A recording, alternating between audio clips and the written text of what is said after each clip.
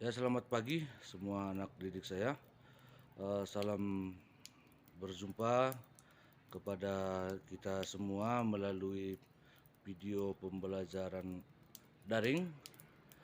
Saya ucapkan tetap semangat dalam belajar, walaupun cara belajar kita tetap seperti ini karena situasi yang membuat. Nah, sekarang kita belajar mengenai virus ya. Coba simak video berikut ini. Jadi gini, sejarah virus. Emang virus punya sejarah. Jadi gini ceritanya. Ada penyakit yang menyerang tanaman penyakit pada tanaman tembakau. Nah, daun-daun tembakau itu ada, nah ini saya daun tembakau, ada bercak-bercaknya gini-gini nih.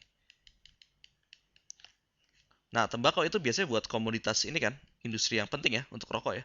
Terus ada penyakit yang menyerang ini nih. Kalau ini nggak diobatin, berarti petani akan mengalami kerugian. Nah, akhirnya ada perhatian difokuskan ke sini untuk menyebab apa sih penyebab penyakitnya. Nah, nggak jelas penyebab penyakitnya apa. Ini kejadiannya sekitar 1883 ya. Ya zaman dulu orang juga udah ngerokok. Ya, si saintis ada peneliti namanya Adolf, bukan Mayer. Sorry, bukan Hitler tapi Mayer. Orang kalau dengar kata Adolf tuh bisa, wah Adolf Hitler. Ya, nama Adolf tuh di Jerman sampai hampir sama seperti nama Mamat atau Udin ya. Dia akan menemukan bahwa kalau nih tanaman yang sehat dikasih sesuatu cairan dari tanaman yang sakit, tanaman ini selang beberapa waktu akan sakit juga. Tapi ketika dipakai, oke, orang juga, oh si Mayer bilang ini mungkin bakteri nih, sama aja ya, udah ada penemuan bakteri. Cuma dipakai saringan bakteri, ada ya jenis saringan yang bisa menyaring bakterinya tetap di luar dan cairannya ada di bawah. Lolos. Wah, kenapa nih? Ada benda yang berarti berikutnya ada peneliti namanya nggak jauh, mungkin temennya si Mayer juga. Tapi lihat dari namanya ini nama-nama Belanda ya, Jerman atau Belanda ya, sampingan lah tetangga. Dia bilang ada makhluk hidup lebih kecil, dia waktu itu nggak tahu ya virus itu apa, lebih kecil dari bakteri. Nah, tahun 1935 ada saintis lainnya, ini jauh sebelum itu, namanya Wendell Stanley.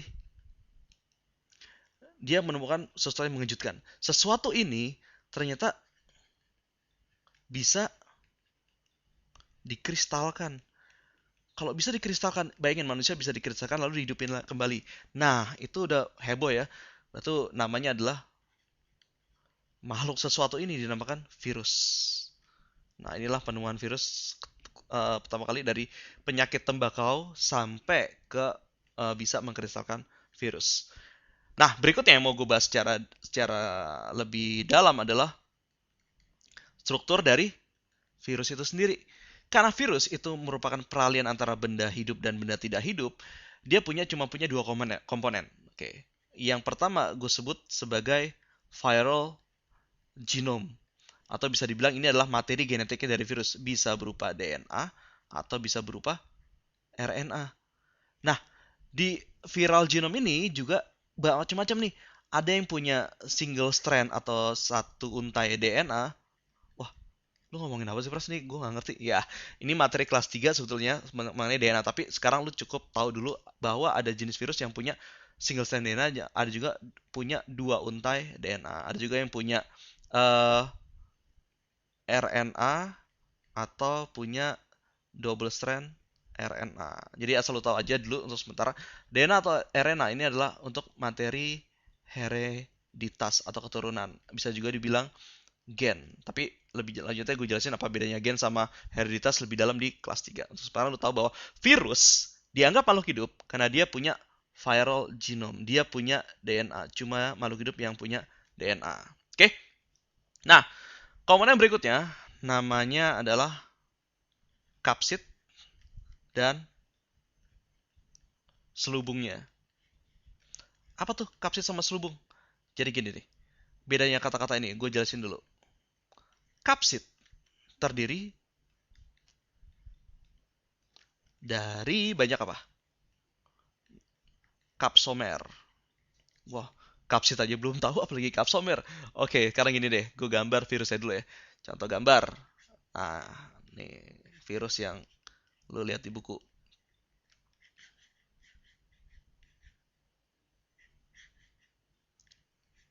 Serem lah pokoknya. Nah, di sini bagian yang membuat dia makhluk hidup adalah bagian adanya DNA di dalam intinya nukleusnya. Sedangkan bagian ini nih, luarnya disebut bagian kepala, pundak, kaki, ya kayak anak TK jadi. Nah, ini adalah materi genetik yang tadi gue bilangin. DNA itu materi genetik, dan bagian ini adalah bagian ekor kaki, itu oke lah gue bilang aja ini cuma penamaan aja ya. Terus bagian-bagian penyusun luarnya, bagian kepalanya di luar ini nih, selain bagian DNA-nya, bagian lehernya, bagian si kakinya, terdiri dari senyawa yang namanya kapsid atau selubung. Nah, di sini nggak terlihat kapsomer ya. Oke, ini adalah contoh dari virus T4 bakteriofage. Ini namanya doang ya. Ntar gue jelasin apa arti bakteriofage. Kapsomer akan terlihat di virus yang berikutnya nih. Gue gambar. Oke, gini. Gue agak lupa di gambarnya. Nah, kayak semacam banyak sisi gitulah. Iya, kayak ada antenanya juga di ujung-ujungnya di sini nih. Nah, di sini dia tak sama dalamnya, kalau gua buka dalamnya juga dia isinya DNA atau RNA. Tapi kapsid ini si bagian luarnya terdiri dari satuan-satuan. Satuan inilah yang namanya kapsomer. Oke, dapat ya? Bedanya kapsid sama kapsomer. Kapsid adalah keseluruhannya, sedangkan kapsomer adalah satuan-satuan kecil yang menyusun kapsidnya. Sedangkan kapsid dan kapsomer, dua-duanya ini terdiri atau terbuat dari bahan yang namanya protein. Nah, oke ya. Berikutnya, selain intinya adalah suatu virus adalah viral genome dan kapsid selubung ya. Ada bagian namanya aksesoris. Apa tuh giwang, anting, kalung? Enggak. Bagian aksesoris adalah bagian-bagian di ini yang penamaan pada virus. Misalnya selubung virus atau protein code. Sini ada lagi nih untuk memperkuat virus supaya dia bisa tahan terhadap kondisi-kondisi ekstrim. Selubung satu. Yang kedua adalah misalnya kaki untuk melekat pada sel, untuk menginfeksi sel. Terus ada ekor sama kepalanya misalnya untuk menyimpan. Nah, dari sini kita melihat bahwa virus adalah bagian peralihan antara makhluk hidup dan makhluk hidup. Kenapa dia dibilang hidup? Karena ada DNA atau RNA-nya. Kenapa dia tidak dibilang tidak hidup? Karena dia bisa dikristalkan dan tidak bisa melakukan sorry gue tulis. Tidak bisa melakukan metabolisme sendiri. Dia perlu sel-sel lain. Nah, oke. Cukup sampai ini tentang sejarah, history, dan struktur si virus itu sendiri ya. Kalau lo mau tahu di sini, bagian-bagiannya mana aja nih? Bagian aksesoris, nah gue tunjukin ya. Ini bagian namanya apa tadi? Kapsid. Ini bagian namanya DNA. Oh, satu lagi gue lupa. Di sini ada namanya bagian namanya glikoprotein. Glikoprotein itu masuk bagian aksesoris ya. Kebanyakan aksesoris itu terdiri dari glikoprotein. Kalau si kapsid terdiri dari protein, aksesoris terdiri dari glikoprotein. Kalau lo udah belajar biokimia, nanti di kelas 2 gue jelasin ada bab spesifik tentang biokimia. Lo akan tahu, kelas 3 kalau nggak salah ya. Tentang glikoprotein itu gabungan antara glukosa dan protein. Gampang banget ya? Iya emang. Nah, satu lagi deh sebelum gue selesai. Ada sesuatu, kalau tadi kan di sini lebih kecil dibandingkan virus dari bakteri, namanya virus. Apa yang lebih kecil dibanding virus? Ada namanya prion. Gue akan bahas prion secara spesifik di berikutnya. Tapi prion itu adalah penyebab mad cow disease. Itu penyakit sapi gila. Oke, gue akan cerita nanti aplikasi tentang virus bukan aplikasi virus, tapi penyakit-penyakit disebabkan oleh virus dan sejenisnya. Oke, cukup sampai sini sejarah dan struktur virus.